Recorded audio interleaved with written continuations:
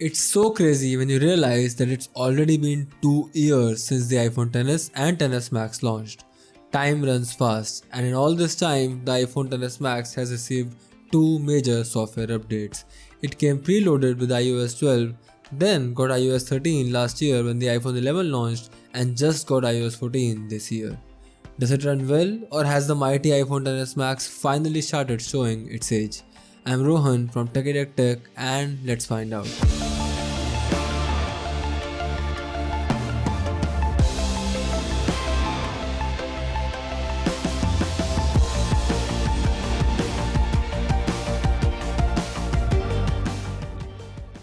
When compared to some previous updates like iOS 12 and iOS 13, iOS 14 is monumental.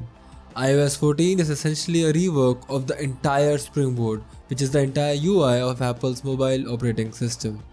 A lot of people have criticized Apple's strict walled garden approach with zero to minimum customization options, and iOS 14 is basically an answer to all of them.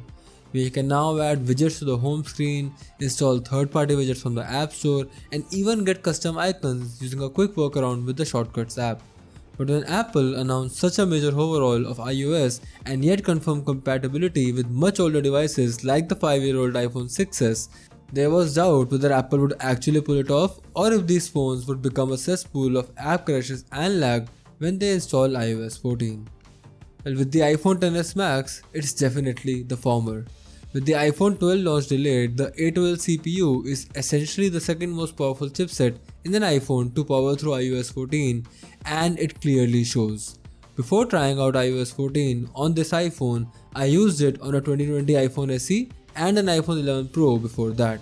Both of these phones have a more powerful A13 CPU, but I can tell you, I feel absolutely zero difference. Even though I'm a fairly light user, I did everything I can possibly imagine to push this phone to its limits. I added a ton of widgets, I almost filled up the entire storage with media, I tried to hold a lot of apps in memory, but this phone just doesn't break a sweat. I also tried launching and relaunching Siri with its new custom animation, but even that worked really well.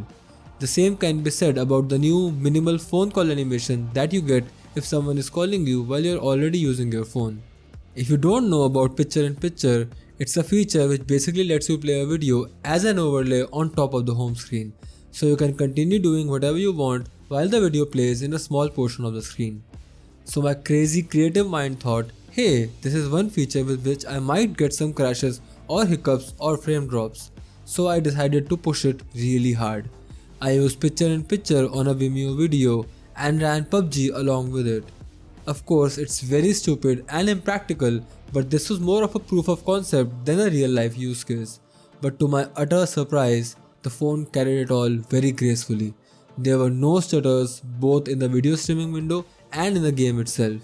What astonishes me even further is that the video was streaming in Full HD and the game was running in 60 FPS. It is crazy good how amazing the XS Max performed, and I am honestly shocked. The only lag I have faced in my entire testing process is when I was trying to modify the look of a widget in the new Widgetsmith app, but it was actually very forgivable. Definitely something that I would not worry about. Let's also talk a bit about the battery life. Before updating to iOS 14, I was getting around 1 to 1.5 days worth of use on this phone. After updating, I haven't noticed a significant change in endurance. This could be coincidental because the battery life has certainly gotten worse on the 2020 iPhone SE I was using before. But as far as the iPhone XS Max is concerned, with the same usage patterns as before, there is roughly the same battery endurance on iOS 14 as it was on iOS 13.7. To give some background contextual information, this is not a brand new phone. It was bought in January of 2019 and has been used every day since then.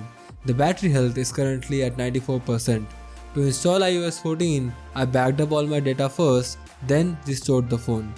After it was done restoring, I updated to iOS 14 via the OTA, restored again, and then transferred my backup from the setup screen itself. If your iPhone XS Max is lagging, you might try this method out. Also, although it hasn't happened to me personally, sometimes there are a lot of internal operations and optimizations when you update the software, and so if you just updated your phone, you might experience some lag or bad battery life. Just give it some time, be patient, and it will go away. To conclude, I will say that I was not surprised when the iPhone XS Max carried iOS 13 smoothly because it wasn't that big of an update and the XS Max wasn't that old of a phone at that time. iOS 14 was the update which I was expecting would finally start showing the iPhone XS Max's age, but I was obviously very wrong, and boy does it feel good to be so wrong. I think that it is truly amazing to have a phone give this sort of a performance 2 years post launch. Every year, the initial version of iOS tends to be very buggy and we get a 0.1 update a few weeks later to fix that. But it seems like Apple has done a great job this time around. If you're someone who is on the fence of whether to update your iPhone XS Max to iOS 14 or stick to iOS 13, I would very strongly recommend updating. If you're someone who is looking to get the iPhone XS Max, again, I can easily recommend this phone. I hope this video proved useful to you, and if it did, please like, share and subscribe.